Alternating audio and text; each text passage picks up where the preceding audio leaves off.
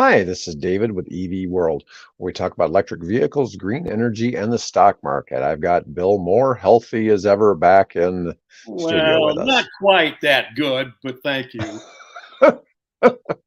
Well, we got to do our best, right? Anyways, let's start out talking a little bit about something interesting with Dodge. And so their basic thing is they're trying to switch out their cars, get out of the Hemi engines, but Stellantis brand is using some kind of tech to make EVs feel like they still have a Hemi type engine. Now, essentially, EVs lack an engine, and Mhm. it's something that's kind of different because we don't have all the same moving Just parts. yeah, there's none of this. It's just this. So they want comparable power numbers and off-the-line performance with the best American V8 muscle cars. And this is interesting. Porsche and Audi have come up with fake engine noise that comes on during acceleration. Mm, I was telling you a little bit earlier that yeah, Porsche has this way on the Taycans to make it sound like it's Starship Enterprise or something right, firing up. right. Yeah. And so makes it kind of interesting. They're not playing a recording, but they've got something that makes engine noise. So Stellantis engineers have gone one step farther to enhance the full muscle car experience.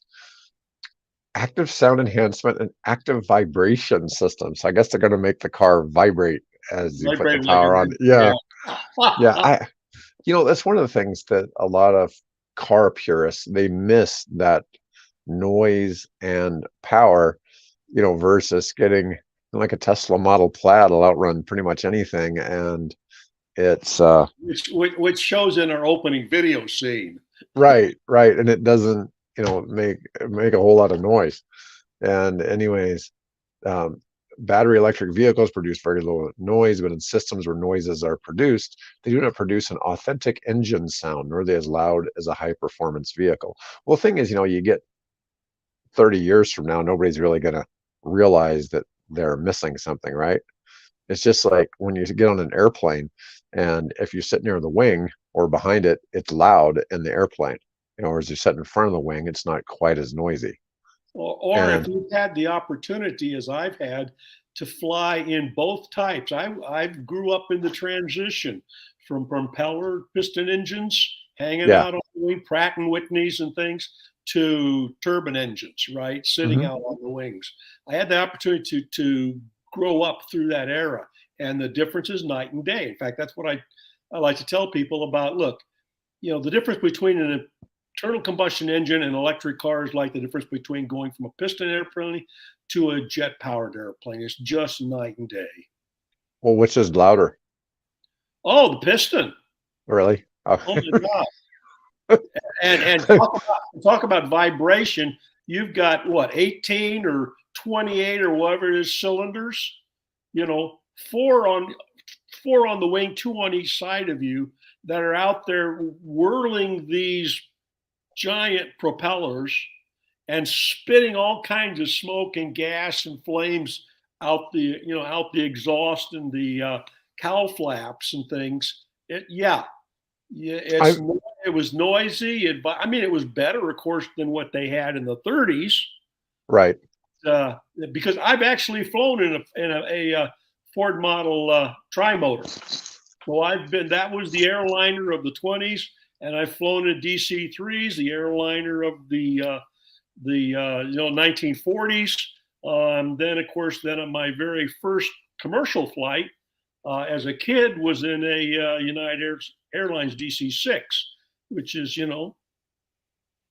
four engines spinning out there, and the difference is night and day. So Well, I've flown in lots of turboprops and stuff like that back in the 90s, but I'm not so sure I've really flown in any. I've flown in a larger Cessna 10-seater a few times in the past few years, mhm.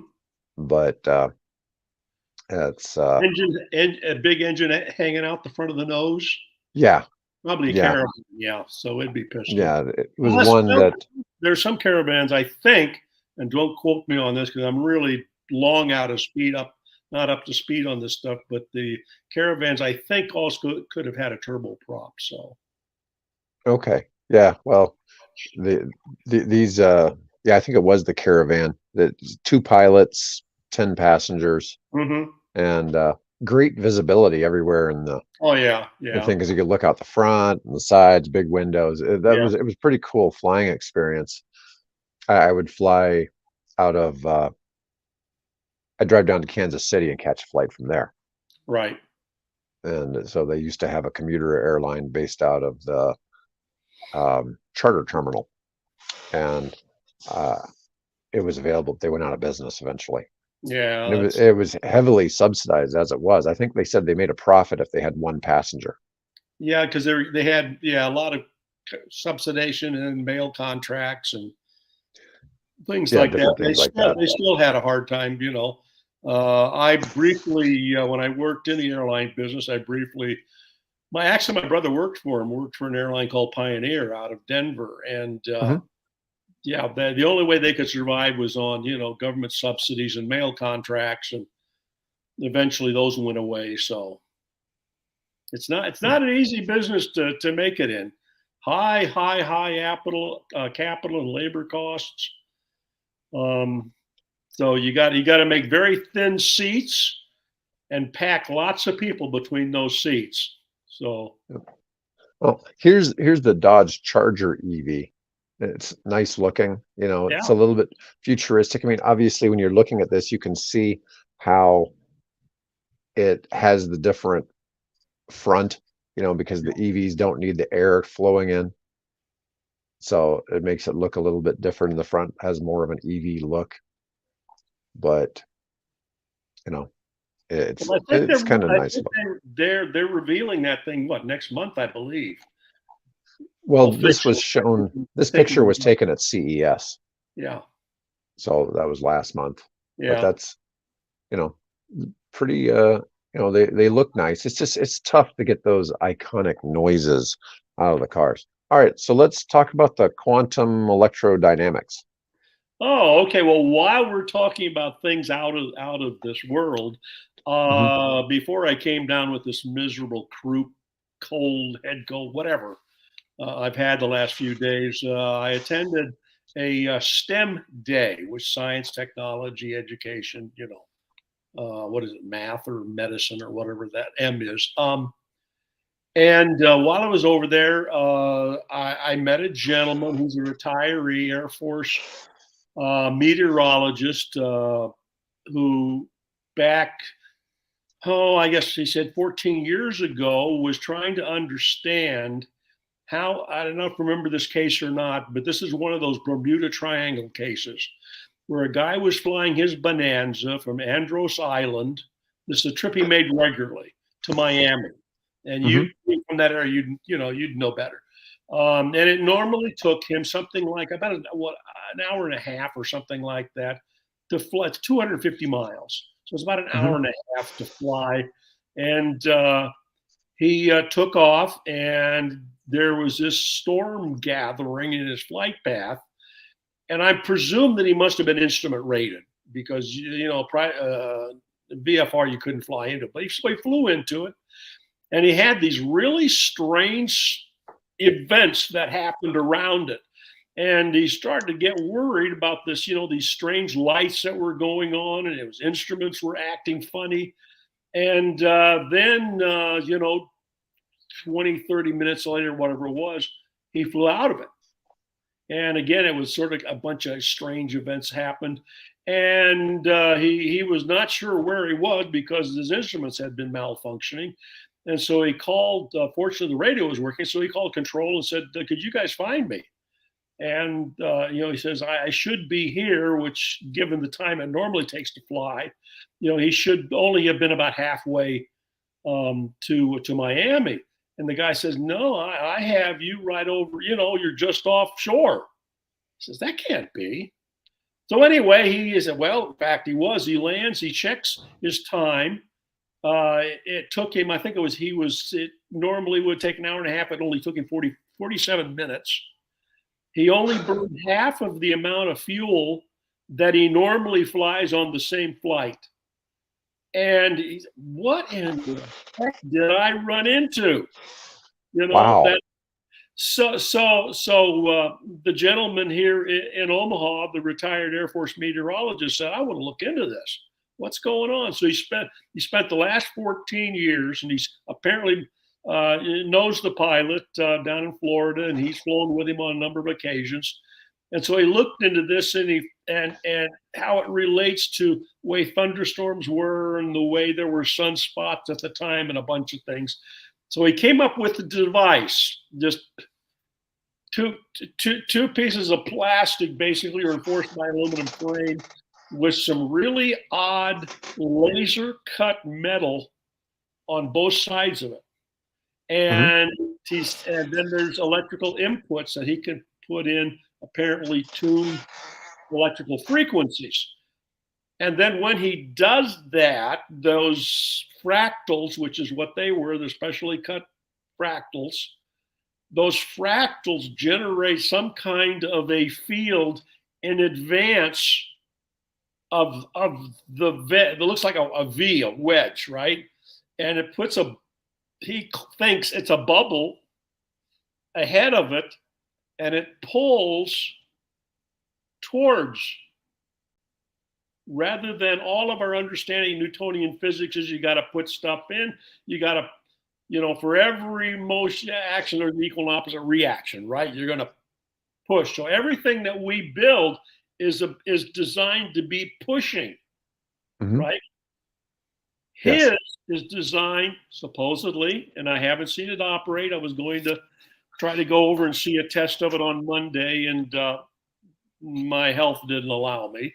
That this thing just defies conventional physics understanding, but he says it can explain why the Florida pilot, I think Bob Gruen or something like that was his name, or is his name, was able to travel in half the time from Andros to Miami by getting in this weird thunderstorm. So I got to meet him, and I thought, that's really, I don't know. I have no credentials. I have no way of just judging the merit or the physiology or the feasibility, I should say, of the technology. But wouldn't it be cool if you had somebody here who came up with a way to create a simple warp drive, and instead of having to push gases out the back to get somewhere, you do it with this electrically, right? It's all electric system that pulls. In fact, he told me, he says, if we got this thing, to scale, and we put it on a spacecraft, we could get to Mars in 8 days. Wow. Not 8 months. And we could get to Pluto in, I don't know, 4 or 5 months or whatever it was. He gave me a number, and by that time I was just overdriven by all of the information he was giving me. So I don't know. I come across, over the years, you come across so many people with so many intriguing ideas, cold fusion and all kinds of things that haven't, for whatever reason, haven't caught on publicly with, and made any kind of significant splash, technologically speaking. Will his? I reached out to a company I know that I thought might be interested, and they said, "Well, this is kind of not our area of expertise. Why don't you talk to JPL?" Oh yeah, I got all kinds of contacts at JPL I can talk to. So hey, if anybody's listening from JPL, look up Quantum Electric Drive. They've got a website, Electric Dynamics, or Quantum Electrodynamics. They got a website. It's a little team here of about 6 to 10 guys that are trying to make a breakthrough and create maybe a warp bubble to get us to the stars. So it's interesting. Oh, and that being said, one more thing that's related locally. There was a conference at I don't know if it was Stanford, but it was on the West Coast, put on by the Soul Foundation. The Soul Foundation organization put up by guys like Avi Loeb and Gary Nolan and the guys that David Grush, the one who came out, the whistleblower on the UFO thing in the Pentagon, and those guys that are around that, and Lou Elizondo, and they held this conference to talk seriously, not tongue in cheek or kidding, but seriously about all aspects of this technology. And so Gary Nolan is a Stanford professor and one of the guys that I think, if I'm understanding correct, was one of the guys that helped develop flow cytometry. And flow cytometry is an amazing technology that actually my daughter is an expert in and works and runs a lab in Seattle devoted to using this technology. So Gary has a significant role, I'll put that way, in flow cytometry, but he also has a lot of expertise in other technologies and actually is looked to by venture capitalists to evaluate, technologies that are worth investing in. So he gets up and he starts talking about the for want of a better term, the metamaterials that he has acquired over time, supposedly of extraterrestrial origin. Okay. So the very first one he talks about, this is going to blow you away. The very first one he talks about is slag that was supposedly dropped from a UAP, or what we used to call UFO, hovering over Mandan Park. Is it Mandan Park? The one across here in North Dakota, or up in North Dakota? No, right across the river from us in Council Bluffs. Oh wow! So so he acquired. Apparently, this was picked up by a local dentist who, had the chutzpah to go over and pick up this stuff.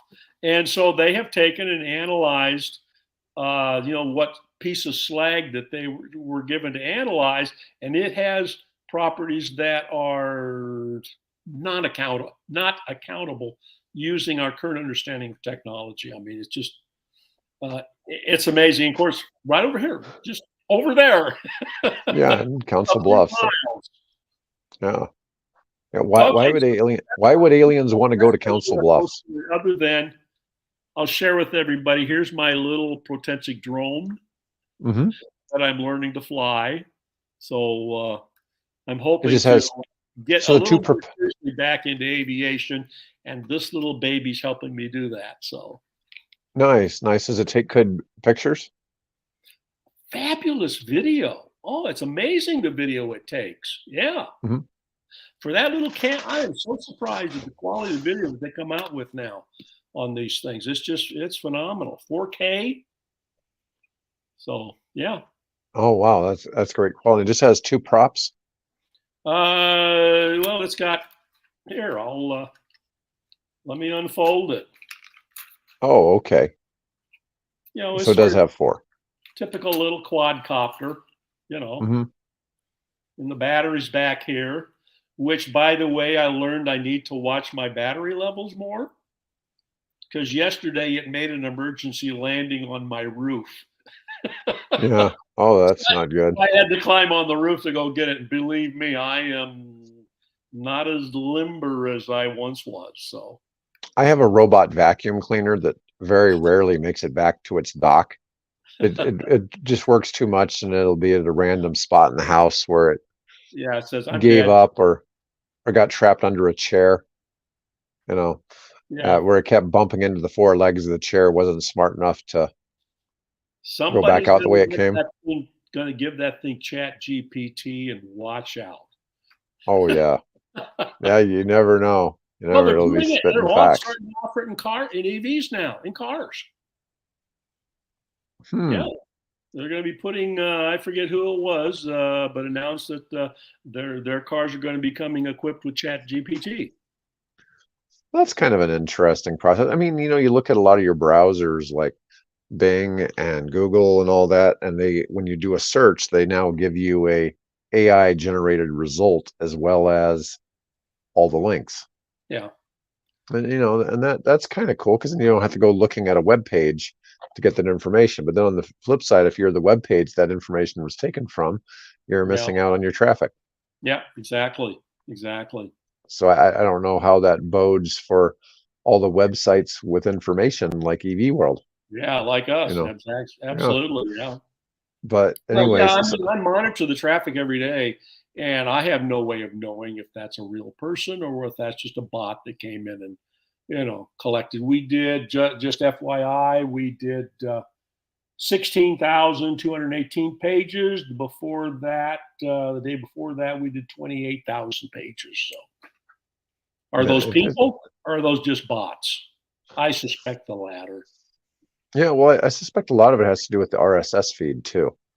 Yeah, yeah. Well, So I'm hoping that we get a lot of people that are using that RSS because that's really the more convenient way to to keep up to date and have your pulse your finger on the pulse of the world. So the when you think EV. about, you're probably adding 40,000 articles or more a year to the website. Oh You yeah, know, probably. if you look at it on an annual basis, and that's just a lot of pages Yeah. out there for people to search and come up with Well, I know information. and I'm coming to realize that that I'm only scratching the surface. Because when I look up, for example, there was an article in Forbes today that I wanted to publish, and of course, Forbes has their, blocker and Paywall. subscribe and all that. And so I sometimes will go into Tor, which does not allow other websites to track. You can go in and oftentimes get into information that you couldn't get in otherwise. And so I'll go into Tor and do a search, and holy crap, there's another dozen articles along a similar vein for the last 5 months. Well, and I didn't even record any of those. So it's just so even with all that we're doing at EV World, we're only scratching the surface. Oh yeah, there's an incredible amount of content on what we talk about. All right, well, let's get into our last topic for today, and this is about Rivian Yeah. versus Tesla stock. You and I don't usually talk stocks quite so much, but No. there's been a lot of write-ups. Earlier this year, I saw an article where Motley Fool was saying they believe that Rivian, Lucid, and Neo all should double in value by the end of the year, and Hmm. by the end of 2024. And I thought that was kind of interesting. Neo doesn't have a presence in the United States, No. but Give them they're give them time. They'll find oh a yeah, way. yeah, give them time. Yeah, I think it's only a matter of time before we see BYD creating some kind of presence in the US. Neo maybe, you know, Technically, BYD already has a presence in the United the States. buses, It's not automobiles, it's buses. And right? they're building them in California. I don't know how many they're actually selling here because it seems like most of the chatter that I hear, revolves around excuse me, more American Canadian firms Mhm. building buses. But yeah, they've had a presence here for more than a decade. We know I've seen, since we've done some ProTerra videos, and we know that ProTerra went bankrupt and all that, but I've seen people who operate them. They talk about they're really not very high quality buses, No, especially considering how expensive they were. yeah, And, that doesn't really bode well for, American manufacturing. But that being said, we talk about this a lot.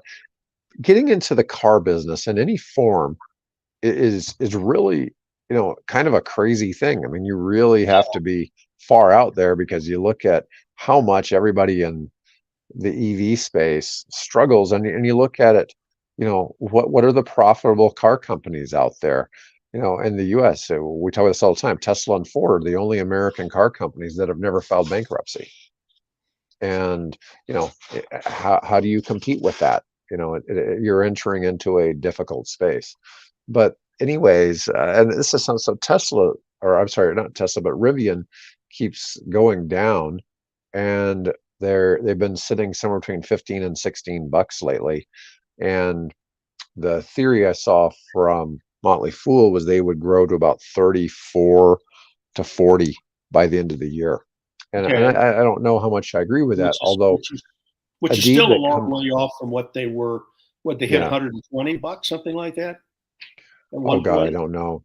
Adib was saying he thinks that Rivian has hit bottom and that they've basically bottomed out and they look like they should. Just on past trends, they should start coming back now. Yeah. But that's just looking at technical analysis versus news. And so it'll be interesting kind of to see. But I mean, that whole thing with Rivian having the being the most liked brand on Consumer Reports Yeah. Yeah. didn't hurt. No. That didn't hurt. And Tesla was like number 5, I think. Yeah. It Yeah. was up there too. And Tesla had previously, I think, been number 1. So they weren't quite as high, but I thought that was Well, pretty good yeah. news. I mean, I wonder how much that is also due to the people's sentiments regarding leadership in the company and things like that. Because you're seeing signs on the back of I wouldn't have bought this if I'd known what Elon Musk was like. Bumper stickers or something like that. So I wonder how much of that has to do with that sentiment as opposed to, the guys at Rivian Oh, they've done pretty much everything right from a PR perspective. well, They've and had, Rivian stock has tanked today. It's gone down 25% to $11.52. And yeah, part of it is they announced layoffs today. yeah, excuse me. Yeah. In fact, I think JR is sort of, I didn't get a chance to read it, but I saw a headline to the effect that he's blaming the federal government, policies for him, being forced to lay off 10% of his staff. The problem with Rivian is they're competing with 75 to $100,000 vehicles. Yeah. And there's only so many people that can really afford that, and it's really sucks Yeah. that their stock tanked so bad today. Yeah. There's a video that I just posted. It's kind of like 2-3 stories below the RS on the RSS, excuse me, feed, where RJ is talking about that very thing. He says, we understand, this was I forget the term, use something, this is our handshake to the world, the very first model that we Mhm. showed. Said, but now we're looking to get down in the $48,000 price category with the R2. So we don't know. I think next month they're supposed to show what the R2 looks like. A more We've all affordable. seen the R2. We all know what an R2 droid looks like. Yeah, right. R2D2. Yes, yes. Well, does it come with a starfighter? TIE fighter? No, a X-wing. Yeah. Anyway, so he thinks that's going, and it may. There are some spy photos that have been captured of what people think might be an early version of the R2, in the wild, so to speak. It doesn't look much different. If that's what it is, and I've seen some speculation, it's actually a Jeep version of the Got it. The thing that Rivian, that where they make money is with the Amazon vans. And so they're profitable on the Amazon vans, but I don't believe they make money on their SUVs and trucks yet. I know. I think you're right. I was seeing news to that. And, so it makes more sense to strengthen the van business and maybe do a little bit less on the commercial or I'm sorry, on the consumer space. But, interesting to see where that goes. I know they signed some deal. I think it was with AT&T to replace fleet vehicles as well, but those would be, I think, R1Ts. Yeah, probably. Yeah. Yeah, So I don't recall that one. I haven't seen that one come across my radar, but that wouldn't surprise me. But no, it is customer satisfaction very high. I'm talking with my wife. If you wanted, if we're going to buy an EV for just to live in Seattle, right? that would be the one we'd look at. And then, of course, I went out and started looking at prices on CarGuru and thought, it's a little bit out of our league, you know, 60, 70, $80,000 for a vehicle. So yeah, I'm hoping that the R2 will address, you know, some of those pricing issues, Well, because you know, that apparently in the end is what drives everything. That, you know, people are concerned when it comes to the bottom line, whether it's gas or whether it's an electric vehicle, it's the cost of that sticker. You know, it's the price of that vehicle that determines whether or not somebody's going to buy it. So well, this is interesting. Here's your bull case to say that Rivian's going to go up. So last year they exceeded expectations for 23 by producing 57,000 vehicles. And they were originally, market guidance was set at 54,000, so they beat it by 3,000. And this year the company could outperform, and they're planning on opening the curtains on the R2 on March 7th. yeah, So we're looking at a couple of weeks away. My birthday's my brother's birthday. Happy birthday, brother. So The price tag is expected to be around 40,000 after tax credits.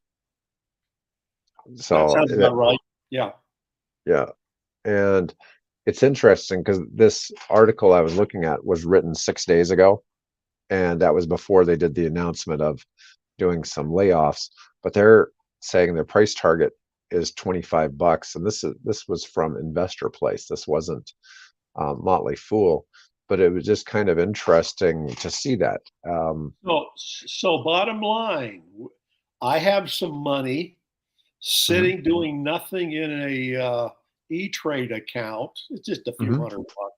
Should I put some money in there? Now, we have to caveat that this is not advice to our listeners. We don't give financial advice.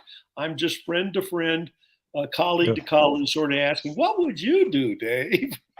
I think Rivian's in a good spot. I mean, I wouldn't buy more than 100 shares. Yeah. You know, it's just to me, it looks, and what we've seen, that, you know, I agree that it should be in a better position by the end of the year. But you know, one never knows. I mean, that's the crazy thing about the stock market. You know, it's funny. I hear people talk this all the time. It's like there are strategies that work and work and work until they don't. Yeah. And then people try a different strategy, and the strategies Right. will work and work and work. And because if there was one strategy that always worked, that's what everybody'd be doing, right? Yeah. And so it's really tough to know where the smart money is, where the dumb money is in the stock market. But you know, I told you, if there was a company I really like that Greenland Tech. You know, but that was a really small company. Yeah. I mean, comparatively, for being, you know, compared to Lucid or Rivian, or especially to Tesla. Yeah. But you know, on Tesla, I'm always amazed when the stock goes down, because Tesla makes money from energy storage. They make all this money from carbon credits. They make money selling data. They will make money selling self-driving to other companies, and they make money. They currently, of all auto manufacturers, I saw they were the #2 company for profit per vehicle sold, and it was something like $7,600 per vehicle. Yeah. And nobody else was really all that close to being as profitable as they are per vehicle on the road. And Yeah, you know, I just saw a video that Sandy Monroe has posted, again, stating that Tesla's way out ahead of everybody else in terms of technology. you know, I see that Kathy Woods with ARC. She keeps, as the price of Tesla goes down, she keeps buying more. And you know, she thinks it'll go to 50. Yeah, well, and she thinks it'll eventually go to 1,500 or something like that. Wow. It's Yeah, where it is, about 150, 140. I have to check, see where it's at right now. It's funny, Tesla went up on the 196. Okay. Yeah. You know, and Adib was saying he wouldn't buy Tesla right now until it goes down to 150. Yeah. He thinks it'll eventually end up there. But, you know, what can you say? It was at 152 sometime in the past year. Yeah. You know, I mean, the prices fluctuate a lot. Anyways, Bill, that's all we had for today. Nice, And nice, easy day. Thank you. It's been fun to talk about some things still electric. yes, well, But when we talk about UFOs, we don't know if they're electric or not, right? the what? If we're talking about UFOs, we really don't know if they were electric or not. I think there's probably some. Yeah, there's some piece of that We're pretty sure they're definitely. not running diesel. We're pretty Oh sure they're not no, running diesel or gas. no, they're not running on fossil fuels, and they're Yep. probably working on something along the lines of the principle that the gentleman here in Omaha is working on. Maybe. Yep. Who knows? Who knows? All right, I'm gonna go ahead and end the All right. stream for today.